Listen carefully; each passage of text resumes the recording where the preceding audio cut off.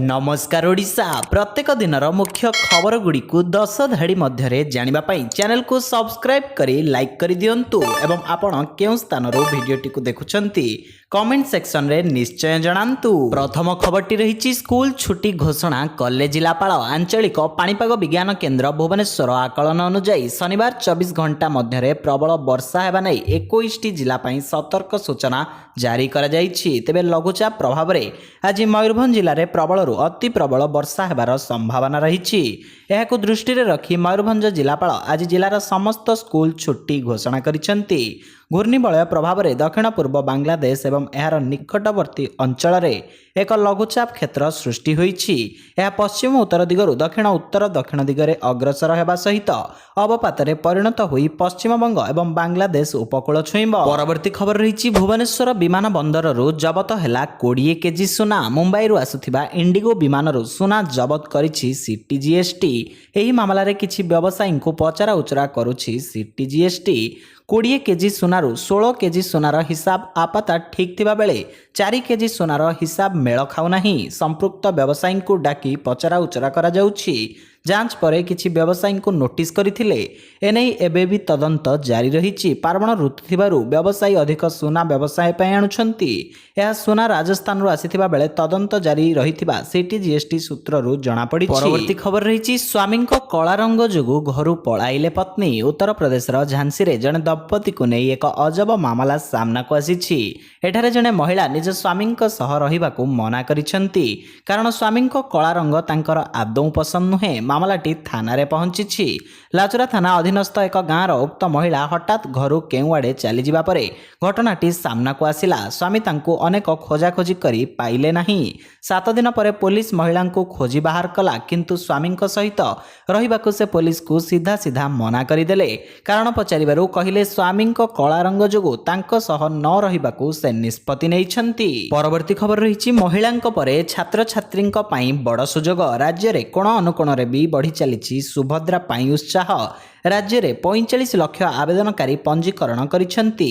एनै घरे घरे सुभद्रा बाबद कॉलेजर छात्र छात्री मध्य प्रतिभार प्रतियोगिता कराजिब। प्रति ब्लॉक और ग्राम पंचायत रे आरंभ हेब सुभद्रा स्वागत सप्ताह। तेबे योजना संबंधी जनसचेतना सृष्टि कराजिबाकू सप्ताहे जाहे प्रति ब्लॉक और पंचायत रे सुभद्रा स्वागत सप्ताह अनुष्ठित हेब।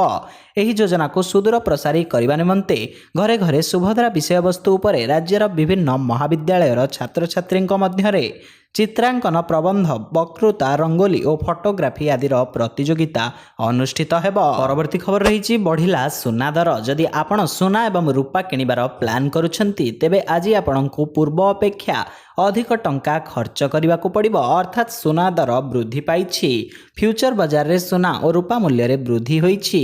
एमसीएक्स उपरे सुना प्राय 400 टंका वृद्धि पाइछि। एथि सहित रूपा मूल्य रे 600 टंका वृद्धि देखा मिलुछि। एपरि परिस्थिति रे जदि आपण सुना किनिबा को चाहंती तेबे देशर विभिन्न सहरर सुना दर उपरे नजर पकांतु। सेप्टेम्बर एमसीएक्स अर्थात फ्यूचर बाजार रे सुना मूल्य रे अहेतुक वृद्धि घटिछि। गतकाली तुलन में यह 425 टंका वृद्धि पाई 10 ग्राम पिछा 73,249 टंका मूल्य रे पहुंची। परवर्ती खबर रही 1400 क्विंटाल चाइना रसुण जबत। खराब गुणवत्ता चाइना रसुण को भारत में बैन करा जाइछि। तथापि भारत को यही सामग्री आसुछि किपरि से नहीं एक विराट प्रश्नवाची सृष्टि होइछि। रिपोर्ट अनुसार निकटरे उत्तर प्रदेश महाराजगंज अंचल प्राय 1400 क्विंटाल चाइनीज रसुण जबत होइछि। चीन रो आसुथिबा एही रसुण गुड़िकरे प्राणघाती फंगस रहुथिबा नै भारत रे लैब टेस्ट रे प्रमाण मिलिछि। केवल सेतिकी नुहे एही रसुण प्राकृतिक उपाय रे नुहे बरं कृत्रिम उपाय रे अमल करा जाय थाए। सुतराम शरीर पई एहा खूब क्षतिकारक बोली स्वास्थ्य विशेषज्ञ स्पष्ट करि सारिछंती।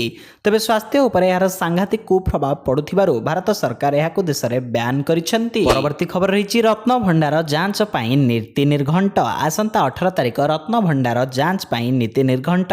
एएसआई अतिरिक्त महानिर्देशक नेतृत्व में रत्न भंडार जांच हेब। रात्र 2टारू द्वार फिटा रात्र 3टारे मंगल आलती दिन 1टारू सर्वसाधारण दर्शन बंद मिलिब अभड़ा। भारतीय प्रत्नतात्विक सर्वेक्षण संस्था एएसआई पक्षर आसंता 18 सेप्टेम्बर दिन श्रीमंदिर रत्न भंडारर प्रारंभिक निरीक्षण अनुष्ठित हेब। एने एएसआई पक्षरु श्रीमंदिर प्रशासन को सूचना दिया जाइछि।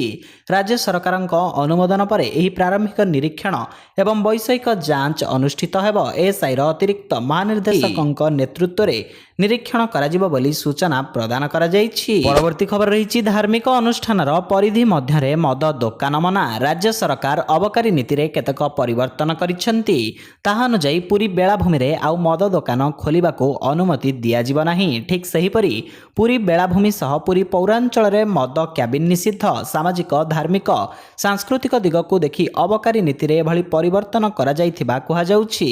तेणु राज्य रे अन्य धर्मानुष्ठान अंचल रे भी आउ खोलिबनी मद दोकान। धार्मिक अनुष्ठान 5 किलोमीटर परिधि मध्य मद दोकान न खोलिबाको राज्य सरकार निष्पत्ति नैछंती। परवर्ती खबर रही राज्य रे लागू हेब 3टी नुआ योजना। जातीय मौसुमी बैठक रे मुख्यमंत्री मोहन चरण माझी कले बड़ घोषणा। राज्य रे खूब शीघ्र 3टी योजना लागू हेब बोली कहिसेंती मुख्यमंत्री। राज्य रे दुग्ध उत्पादन वृद्धि पाई लागू हेब कामधेनु योजना। एथिपाई सरकार 1424 कोटी टंका खर्च करिवे। सेहीपरि गाई गोरुंक स्वास्थ्य और चिकित्सा लगी गोमाता योजना कार्यकारी कराजिबो। बुला गाई गोरुंक लगी मुख्यमंत्री प्राणी कल्याण योजना लागू कराजिबो बोली श्री माझी कहिसेंती। सूचना थाउ कि प्रथम थर पई ओडिसा रे अनुष्ठित होईछि प्राणी संपद एवं दुग्ध उत्पादनर विकास निमंते आयोजित मौसुमी बैठक। परवर्ती खबर रही मोदी पाद धरिले नीतीश। बिहार रे आभार बा कृतज्ञता यात्रा करुथिबा आरजेडी नेता तथा विधानसभा रे विरोधी दलर नेता तेजस्वी यादव एक घरोई टेलीविजन चैनल को देथिबा स्वतंत्र साक्षात्कार रे किछि मन कथा खोली कहिसेंती। तांको साक्षात्कार रे तेजस्वी यादव नीतीश कुमार को टार्गेट करी भाजपा को मध्य निंदा करिसेंती। से कहिसेंती आमको जातीय स्वार्थ रे काम करिबाको पड़िबो। तेणु आमे नीतीश कुमार जी को सांगरे नहीं गलु किंतु से बिना कारण रे चली गले। नीतीश कुमार जी कहिथिले जे भाजपा जेडीयू को ध्वंस करबाको चाहुंची। सेथिपई आमे आपणक सहित आसीबाको चाहुंचु। आमे सेमानंकु समर्थन करिथिलु। आमे व्यक्तिगत भावे नीतीश कुमार जी को सम्मान करू किंतु तांकर विश्वसनीयता समाप्त होईछि। परवर्ती खबर रही दुर्गा पूजा कमिटी को बांग्लादेश सरकारक निर्देश। बांग्लादेश अंतरीण सरकार हिंदू संप्रदाय को सेमानंक दुर्गा पूजा संबंधी कार्यकलाप विशेष करी आजान 5 मिनिट पूर्वर और नमाज समय कौनसी वाद्य यंत्र बजाइबा बंद करने को निर्देश देइछंती। हिंदू संप्रदायर सर्वबृहत धार्मिक पर्व अवसर में गृह व्यापार परामर्शदाता लेफ्टिनेंट जनरल मोहम्मद जहांगीर आलम चौधरी कहिसेंती नमाज पढ़िबा समय एभली कार्यकलाप बंद हेबा आवश्यक।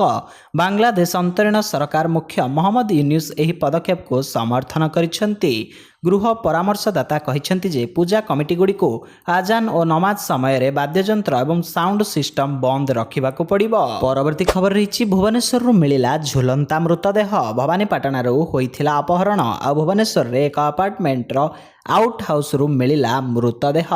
हेले प्रेमिक फेरार। मृतदेह मिलिबा परे युवती परिवार लोक आनिछंती संगीन अभियोग। अपहरण करी भुवनेश्वर रे झील को मारिदेला बोली युवती परिवार लोक अभियोग करिछंती। भुवनेश्वर कमिशनरेट पुलिस मृतदेह जबत करी व्यवच्छेद पई पठाई घटनार तदंत चलाइछि।